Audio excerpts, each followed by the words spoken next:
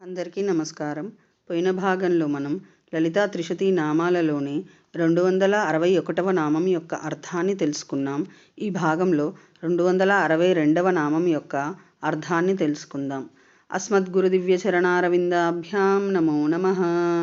అశేషజనమోహినీం అరుణమాల్య భూషాంబరాం జపాకుసుమభాసురాం జపవిధౌ స్మరేదంబికాం.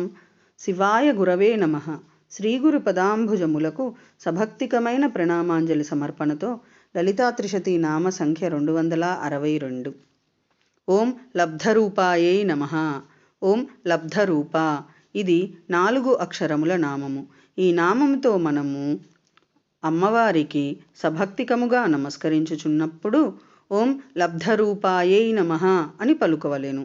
లబ్ధరూప తటస్థ లక్షణ భేదముతో సగుణ నిర్గుణ రూపములు పొందియుండునది అని అర్థము.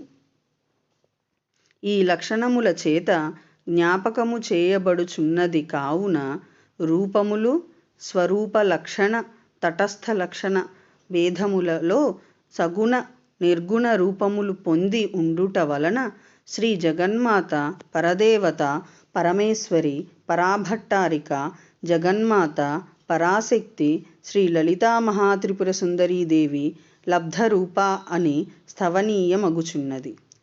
దీని చేత అర్థము జ్ఞాపకము చేయబడుచున్నది కావున రూపము.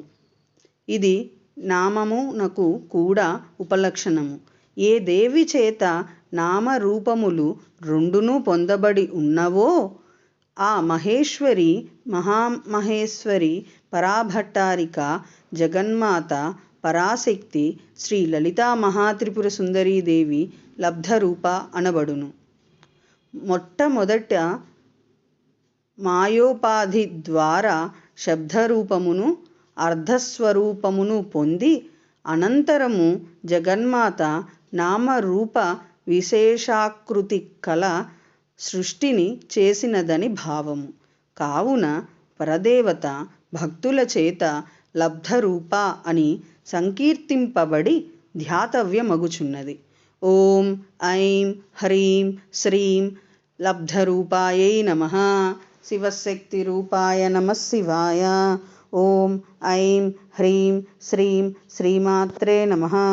సర్వం శ్రీ సద్గురు దివ్య చరణారవిందార్పణమస్తు.